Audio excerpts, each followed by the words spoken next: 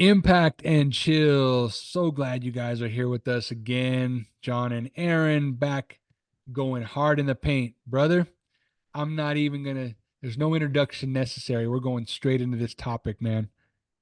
You ready for this one? I have to. I have no choice. You're gonna fucking throw me in the deep end. So it's either sink or swim, man. Let's do it. I gotta know, Aaron, how do you handle disappointment? Are you asking me how I handle it now or how I handled it 5 to 10 years ago? Dude, we gotta unpack both. Yeah. All The right. old Aaron, the old John, and current state. We gotta get both involved, man. Yeah. And you know what? There's a I think a lot of people in one form or another will go through everything that we've gone through. And we're not going to look at for me, I'm not going to come, oh, by the way, cool fucking yeah, cool hoodie, Dude, guys. I'm telling you, I'm a fan of that hoodie. You have I'm a to you have fan. to I might jump have to onto hit you up YouTube. after the show. Jump onto YouTube if you want to check out my hoodie. Good old Warrior Shed. Good shameless plug. Now, yeah, like I said, there's most of us in pretty much everyone listening to this podcast or watching on YouTube will relate to either mine or John's story, 100%. So if I look at where I was, let's go 10 years, let's go a decade. Where was I 10 years ago? 10 years ago, I was probably the middle of the height of my bodybuilding career. Well, I wouldn't even say career, but doing bodybuilding. PT was going really well, like I was working for myself. And there was an element of flow. But there was only an element of flow because I wasn't pushing myself to my absolute limits. All I was doing the mediocre stuff, doing the Mm, stuff that wasn't going to challenge me, force me into uncomfortable positions. So when anything that came up that was either difficult or I didn't get the result that I was searching for, I would essentially go into a fetal position. I was pretty much down and out. I was disappointed. I would sit in that misery for days on end, not picking myself up, not pushing through, not doing the daily things that are helping me become a better person. So I was absolutely in the whole fuck it mentality. I don't want to do this anymore. It's all too hard. That was mm, my mindset. Fast forward now, especially with what we've experienced in the last 4 years, is trusting in your gut. Do not lose faith in what it is that you're striving for. And details matter. And what I mean by the details, it's like, yes, we can look at the data, but the details are making sure you're doing all the things every single day to ensure that A, you don't sit in that suppressed or repressed emotion. Because if you sit there, you lose it, like you're lost, you'd no direction. Is if you do all the things that you need to do, the detail things every single day, not only is there clarity, not only are you sure of like sure of your direction, you're sure of your purpose, but the biggest thing for me, if I don't do all those things that ensure I am in control of me, nothing else matters. It all just mm. turns to shit.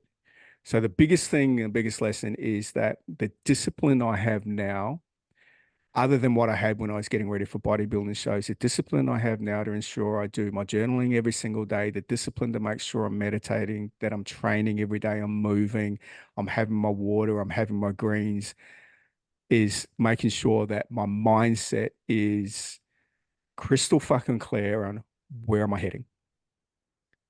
And the details every single day to ensure that they are ticked off and we go about winning the day. I have to win the fucking day. Because if I don't win the day, I'm back to where I was 10 years ago. Everything's all too hard, feel like shit, nothing's working. And then I fall into that mediocre, average kind of, action mindset where let's just get a fucking job and everything's like, life's fucking hard, you know? Life's going to throw you a curveball. It's going to throw you a spanner. But that's the beautiful thing about growth. It's like if you don't look at it and work out what you need to do to overcome that, you're never going to become whatever it is that you want to achieve. And it always goes back to not necessarily my why. It goes back to, okay, well, how do I want my life to look? What do I want in a spouse? Where do I want to live? What car do I want to drive? How much money do I want to have in my bank account? It all comes down to if I don't do those little things every single day, none of it's going to fucking matter. You know what I will say about disappointment, Aaron, on my little mic here? Check one, two. No, just kidding. Look, here's the deal, bro, about disappointment, right? Because I'll do the same thing you did. I'll give you a little history. Yeah. And we can even go back 10 years, right? 10 years, you know, in my case, I'm pretty new to the marriage thing, and I'm just trying to navigate how to raise a family, become a family man, it's still just all new. So every single time I was disappointed, every single time I took it out on everybody. So I never really curled up in a fetal position. I guess in a sense I did. I mean, because I think we all do. I think you Mm, do. You have that moment where you want to be alone, and you're like, I'm shutting the world out because I'm pissed off because everybody sucks. Right? Is essentially what you're telling yourself back then. yep. So, but for me, I would always take it out on everybody. I would always take it as, Aaron, the whole world was against me. The whole world. Nobody understands how much this sucks. So that's what I would do back then. Okay. So I'll leave that there because that just sounds weird to say now in the space that I live in today. But everything you just said, Aaron, I'm gonna keep this short and sweet, simple, is when you get disappointed and you're not showing up and doing the things for yourself, what are you doing to yourself? You are also disappointing yourself. Mm, So the world disappoints you, and then you disappoint you because you don't feel like it, because I deserve a day off, because of X, Y, and Z. And you know what? I'm just gonna do this. And you know what happens? You're now training yourself to go, I can disappoint myself because I'm me and I get to stand in the mirror and choose whatever I want, right? I can do whatever I want. I'm in control. Then you go out into the world disappoints you. Guess what? You start spiraling down a rabbit hole mm. because not only did the world mess you over, but you just screwed yourself over too. Right. So it's a double whammy. And that's what ends up why Aaron said what he said. I believe, bro. I like to think that you're my brother and I could pick apart what you're saying is that if Yes, you you can. don't do the if you don't do the things, bro, that are necessary to satisfy you for the day, Yeah. you're not sharpening your axe. Your iron is not sharp, meaning your armor, I mean, excuse me. Your armor is not thick in the sense that when you go out into this world, the slightest bit of any type of emotion coming from anybody else is going to destroy you. Yeah. Hence the if you get bad news, hence bro, think about it like this. Men especially, right? We'll just say I'm gonna use this very, very, very basic example. Someone's screaming in your face, or you're screaming at somebody at the store for screwing up your order. Where's that all stemming from? Internal disappointment. It has nothing to do with the lady that messed up your ice cream Yep. or your popcorn or your food order. It has nothing to do with these people. It has to do with the fact that you did not do what you were supposed to for you, and you're now pissed off at the world because of it. Aaron, this is all subconscious, bro. Yeah. It's 100%. subconscious. You don't really you're not present in the moment. You're just now thinking about all the things you were angry about and how you started your day like shit. So now when you go out into this world, you're ready for battle in the wrong way. That's Agreed. what I think, man, is that those two parts of that disappointment from the old John to now Mm. is I'm just very, very present in the moment and going, you know what? Did I take care of business? If I didn't, go take care of business. You handle it. You have to be able to handle it for you first. If you don't handle it for you first, you're guaranteed to go take it out on somebody else without even realizing it. Yeah, and that's a really interesting point that you bring up. And I'm going to go a couple of different routes here. The first one I want to bring up is that there's an element of me that goes through my day with the expectation of something's going to go wrong. Ooh, So now, don't get me from the wrong place that I'm always nothing. The fucking world doesn't, never yeah. goes my way, and it's like I'm not coming from that place. Like I'm definitely not hating on the world because that's where it's like making sure I'm doing all the things I need to do. So what I do is that and this is to a degree a little bit of what's happened in the past because so many things have gone wrong. But no, I prepare myself for what if this doesn't go the way I need to go. So in There other you go. words, like if you're putting something out there in business, and this is a strategy or this is the ad that you've done, this is the campaign that you've done, and these are the A, B, or C results I want to get from it. You're going to get either one of them. Now, it's a little bit like, well, if I put this out here and if I don't get the result that I expect, then okay, there's a part of, all right, well, what's your plan B? There's a part of that. It's not where my focus is. My focus is making sure that plan A is where we go. But in the case that something goes away, what do you do with? And this is really interesting for me because I look at it and go that all right, there's a part of me that's expecting something to not go right or failure, but my reaction is so different now to them when what it was. My reaction 10 years ago was like I just lost my shit. Not only lost my shit and go fuck it, nothing's working. You just throw your towel in and you just have a little sookie. You might as well fucking jump on the ground in the supermarket and have a little tantrum. That's Yep. typically what was 5 to 10 years ago. Whereas now it's like, okay, cool, I got you. So you're not so reactive, but then you have a look at and you step back and go, all right, what's actually going on here? What's all the data? Then I have a look and I'm very careful about, all right, what's my next step moving forward? I'm not so reactive. I'm not like the fucking governments where something goes wrong and then it's like, fuck, they're so reactive to putting in something extreme. If you live your life that way, dude, you're just gonna be in a hole and a mess and there's no direction and you've just got no clarity on where you're heading and there's no growth. There's no growth and expansion because growth and expansion is in the uncomfortable. So for me, I absolutely look at going, all right, there's an expectation that something will not go right. Cool. When and if that comes, I'll deal with it. And that goes back to my presence and goes back to what am I focusing on now? This is where my energy is. My energy is not in, and that's where I wanted to really clarify. Is like there's an expectation that not everything will go right, but my energy is not there. Because where energy goes, where focus goes, energy goes. So I'm not focusing on the shit that potentially could go wrong. I'm focusing on the now. So I'm where I am right now. And when and if that time comes up, okay, take a step back. All right, assess the situation.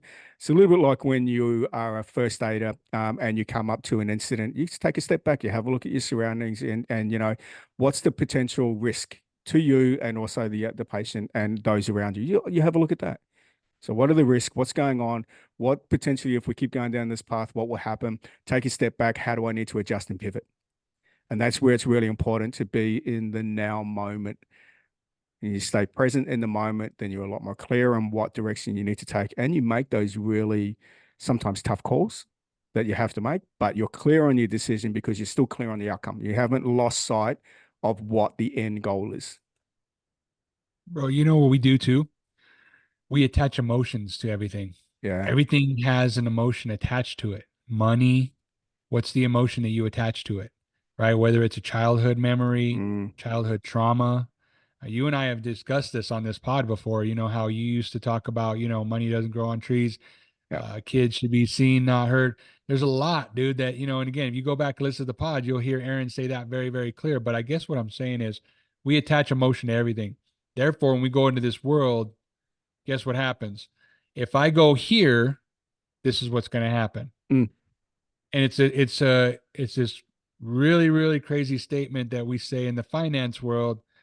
It's an if then statement. If this, then this. And being Oh, in, yeah. being, and this is the thing, bro, in corporate America, for me, I've been in finance for a lot of years.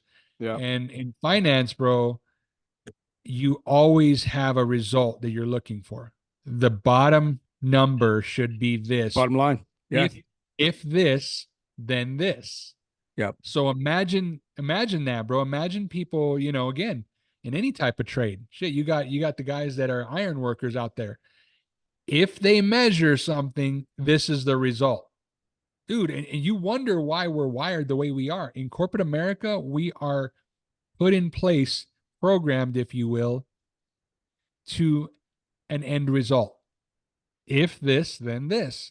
And so to your point, Aaron, what you do instead is you have such thick skin when you go into the world that you go, I know, I know for a fact, I'm not controlling my day, but I know for a fact that this life is going to throw me a curveball. Mm. And when it does, my reaction to it is going to be much different than I didn't think this was going to happen. This shouldn't have happened. Why did this happen to me? Why? You go, okay, we're here now. This happened. What's next? What do we do here? So, dude, it's like you say, it's taking the emotion out of that particular event and playing it very, very even as opposed to flying off the radar and being like, Mm. this is the worst thing. Because this is the thing, Aaron. It's not the worst thing. It's not the worst thing that could ever Yeah. happen to you, bro. And I'll say one last thing, man. There's this story, and again, you guys drop it in the comments if you know what it is. But it's this pretty cool story, and I won't tell the whole story. But essentially, what it's doing is it's telling a story of, I believe it's like two parents and a child, and they're walking behind a donkey. And in the moment of that, they're saying, "Oh, poor child, he has to walk next to his parent. Why don't they just put him? Why don't they just put him on the donkey?" And then they put the child on the donkey, and then a few feet later, the next crowd goes, "Oh, poor donkey, he has to lug this kid around." Plus, this it's all perspective, dude. Yep. Everybody has a Yep. perspective on whatever you're doing. You know what I'm saying? And so it's just how what's your perspective on this stuff? What should the take the emotion out of that event, and you'll see a much different result based off of how you respond. Like in true analogy though, like it's a true story. It's society for you. Like you can never please everyone. And once you No. start to realize that you can't please everyone, it's like, you know what, then you start to follow your own heart. And as long as you've got, golden rules. And my golden rule is like whatever decision I make, because here's another thing. Every decision you make will come with a cost. Every Oh, decision. Like you have a look at the decision you don't make. There's a fucking cost attached to it. And we're not talking oh, about a monetary cost here. Yes, there can be some monetary costs in certain aspects, but let's have a look at the decision you make, especially over the last 4 years. The decision you made, there's a cost. So where are you at now based on the decision you made a year ago, 2 years ago? Or let's look at the cost that you have today and the decision that you should have made a year ago, but you didn't. So always understand. And I push this out quite a bit, is that with every decision you make or don't make, there is a cost attached to it. Every single one of them. You just need to make sure that, right, well, where am I heading? Where's my goal? Like, what's my path? Stay in control of what the ultimate outcome is. Like, what's the ultimate goal here? And make decisions accordingly. And in order for you to, if you, and just want to put one thing in here that whatever you want your life to look like, whatever the car is you want to drive, whatever the partner is that you want, whatever the house is you want to live in, it's going to be a little bit different to what you currently have. You need to understand that what type of person do you need to be able to living in that life, in that world. You're going to have to be different. You're going to have to do things differently. If you want a nicer car, you're going to have to do things differently. If you want a bigger house, you're going to have to do things differently. But society tells you to stay stuck. mm. Society is playing into that victim mentality. And you need to silence the fucking critics. You need to look at that. There's going to be a lot of people having their opinion. And you need to be very, very sure of a couple of rules that I put in place. The first one is that whatever decision I make, is it hurting me? The Oh, second one is whatever decision I make, is it hurting anyone around me that I love? As long as I got those two things, that if it's not hurting me, if it's not hurting anyone else I love, then what's the risk? bro, let me throw something in here that you just said too. You said silence the critics. I think it's silencing one critic. The one right here. The one in here, bro, because to Who's your paying point, attention right? to everyone? Yeah. Dude, Because this is the thing, Aaron, if you don't silence your inner critic Mm. first, the slightest bit of resistance that you get for your great idea, for what you want to do next, for all these things, the second you go tell the world, they're going to go, that's a stupid idea. You Why would fucking you knew do it. that? Yeah. And I Told knew you. it. I was thinking that, Fucking told you so. Yeah. Yeah. So right? shut that little bitch voice up. The bitch voice, the ego will try and keep you stuck. I mean, fucking, there's so many coaches and gurus out there that say the exact same thing. The ego will keep you stuck. The ego is that inner child that doesn't want to move forward, wants to stay safe. But that's why we live in such an average life, in an average, mediocre way. So many of us are in that bubble.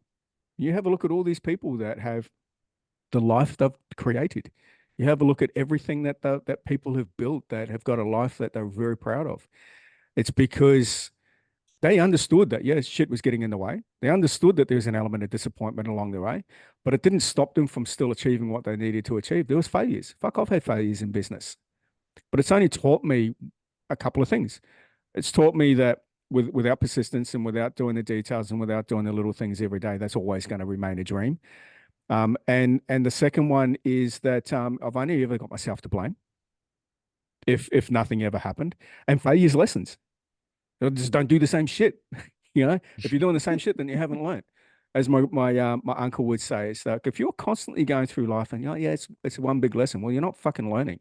If there's constantly a lesson through life, you haven't learned jack, bro. And I'm like, yeah, you're probably right. So this is all about new experiences, and when you see it from that point of view, and I changed the way I talk to myself now. I'm not so emotionally driven. I want to throw something in there. Because if all of a sudden you had a disappointment, all of a sudden something didn't go right in your day, what do a lot of people do? A lot of people will emotionally eat. And when you emotionally eat, to comfort, or they do retail therapy to help them with their discomfort or disappointment, at the end of the day, they'll look at it and go, there's an element and there's a short phase or short period where, yep, everything's good and you're not worrying about what's going on. The two things will happen if you're retail therapy or if you're starting to eat shit based on emotions. Retail therapy, a day or 2 days later, you're going to look at your bank account and you're going to go, oh, fuck. That's number one. Number two, if you're emotionally eating, you're going to jump on the scales in 2 or 3 days' time. If you're constantly emotionally eating for days on end, you're going to look at yourself in the mirror and you go, what the actual fuck? Where did this come from? You're going to jump on the scales and go, holy shit, you're like 4 or 5 kilos over. How's that going to make you feel? So, like I say, everything you do will come with a cost. Everything. So, this is where don't be so reactive. And I love it what you said was like we're so emotionally driven, and we fucking are. As a community, we're so emotionally driven. Hence why, Eric, our brother, turned around when we did that podcast with him that the currency at the moment, which is a high currency, is victim mentality. No. So let me ask you this, Aaron. So, if somebody's struggling with this right now, I know we've dropped a lot in here Mm. for sure, man, but just to kind of highlight for those that are still sticking with us, what are whether it's little changes or big changes, what can people do right now to really handle disappointment a little bit better? I'm going to come from a male's perspective, like a man. We bottle a lot of stuff up. Like if there's disappointment, we generally don't talk about it. It's And it's true. not the It's one, of embarrassment, course it is, right? failure. Yeah, we're so hard on ourselves to lead and be a certain way in society and for people to see us. Man, we want to be the staple of that strong individual that's got everything, everything taken care of, that nothing will phase us. Like we're that strong bond that keeps everything together. But fuck, that can be a whole new podcast because that's a problem in its own on its own right Mhm. because Yep. we just take so much on, and there's so many expectations. But the one thing I would say for a man, and it's not a do, um, because when you're feeling shit about something that has gone wrong and you're disappointed and you can't express your emotion, for me to say, just go out and move, just go out and train. And in that moment, you're like, you can't be fucked. But if you're disciplined enough, based on, yeah, if you're disciplined enough and you know how you feel after you work out, you will go and work out. because you know you need to do it for your own sanity. But if you don't train and you're so fucking lost, the one thing that I would recommend you do is just reach out to a brother. Oh, that's so good. Damn, that's Just reach good. out to a brother. How whatever the conversation is, there are some of your brothers out there that just don't get it. They're not emotionally mature or intelligent enough to be able to hold the conversation for you. So be very careful who you reach out to, because you're going to have a lot of guys that you might reach out to who you think are your brothers, and then they go, harden the fuck up. What's the big problem? It's like, you're not even listening, bro. Not even listening. I'm going through, constant disappointment after disappointment after disappointment. I'm getting to a point where I can't fucking deal with it anymore. And you're reaching out to a brother, and your brother turns around to you and says, just harden the fuck up. Really? So here it is. Here's the thing: is that find that one person. It can be definitely reach out to a brother, because we need to have more conversations with more men. But fuck, if it's a parent that you really confide with and you trust and you know has helped guide you, reach out to them. If it is your partner, one thing I get you to do, men, if you're married or if you're in a relationship, be fucking honest with your partner. Stop holding Mm. back. Stop lying to your partner. Stop lying to yourself. Oh, that's probably rule number one on top of reaching out is stop lying. Yeah, Stop, bro, I love that. stop fucking lying. Yeah. I love that, dude. And you know what that does, guys? Just, again, I love that Aaron's going here, is it helps to offload your brain from all the shit that's stirring in there. Mm, I know that because, again, if you guys have followed our podcast for a long time now, 50 plus episodes, right? You know our story. And the thing for me is that, you know, I'll say this, the biggest thing that helped me was reaching out to a brother and just offloading it, getting everything out there. I had so many conversations with Aaron during my struggling period, and it was just so good to be able to say the things I said without Aaron saying to me, this is what you should do. mm, Harden the fuck up. mm. Stop doing this. Stop doing that. The fact that he just listened, that's what I think, Aaron, you're saying, bro, is find somebody that's willing to listen, to understand, not listen to reply. Yeah. And, I'm going to quickly jump in here because most men want to be the problem solver. We want to fix Mm, stuff. And it's like, this is not the time for that. And I think that's probably where a lot of us go wrong, is that we're constantly wanting to be the problem solver. But hang on, you're giving advice to someone, but yet you don't take your own advice. Shut the fuck up. there you go. You know? So this is where it's like, Consider the source, right? yeah, most of us need to just be quiet a little bit more. And if you're prepared to give advice, if you're not taking it, I'm not fucking listening. If you're not taking your own advice, I'm not listening. It's just like that. I don't have respect for a boss who's telling me to do stuff, and if I know they're not doing it themselves. But It's I'm like, going to say this too, Aaron, right, bro? Like, you think about it like this, man. Are you going to take relationship advice from your brother who has a shitty marriage, right? Somebody you're going to take money advice from somebody who is shitty with money, right. right? Yeah. And this is the thing that Yeah. so I think and I don't want to go down this road, but what I'm just simply saying is the person you reach out to, consider their what world they live in right now. Are they going to fuel your fire and piss you off even more because they agree with everything you say Mm. and they're just yes men and they're like, yeah, you know what? You're 100% right. And here's what you should do. And then meanwhile, you're getting off the phone even more fired up and pissed off and you're about to go take it out on somebody else in the world. Yeah. So I love what you're saying there. And it's gotta be reach out to a brother, but reach out to somebody who you really, really trust is going to have your best interest at heart and not somebody who's just going to just light you up. You know what I mean? Yeah. I agree. They don't. You want someone who has empathy but not sympathy. So And then you're probably going like this, John, Aaron, I don't have anybody like that, bro. reach out to us. We're here. 100,000%. We're both coaches. We both have come from the school of hard knocks. We both have painful stories and we're still here. So if you have nobody else to reach out to, drop in the comments or come find us on Instagram. We will 100% be there for you. No questions asked. Be there to listen. 100%, right, bro? 100%. 100%. We're here to help the world be a better place. and it starts with one person at a time, but it starts with you as well. So 100%, bro.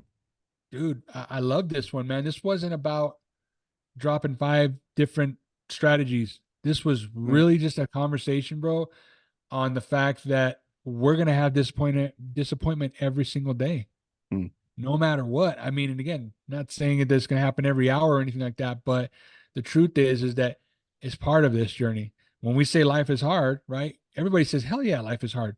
But Yep. then when you start unpacking it, what's hard about it? Well, here's one of the things that's hard about it is receiving the news that you don't want to receive, or somebody's telling you they're going to show up for you and they don't, or somebody that lies to you and screws you over completely. It's in those moments that you respond that will either help you, like you say, help you or hurt you, right, bro? Yeah, man. Yeah. Love it. Nothing else to add with that. 100%. That's all true. So hope you all enjoyed. There's another deep conversation and more insight into John and our lives and how we think and literally how we go by day. And as I said before, I just want the world to be a better place, and it starts with one person at a time. And you know what? If this has given any value to how you've approached your day, if this has helped you in any way, shape, or form, and if you feel that it's going to benefit someone else, please just all we ask is share the show, brother. As always, we appreciate you guys supporting us in our impact and chill journey. We are not going anywhere. We are here. We are staples, and we just look forward to adding more value to your lives. So thank you so much. Appreciate you, brother, as always, my friend. Boy, stud. Thank you, man. Thank you, guys. Appreciate your time. Until next time.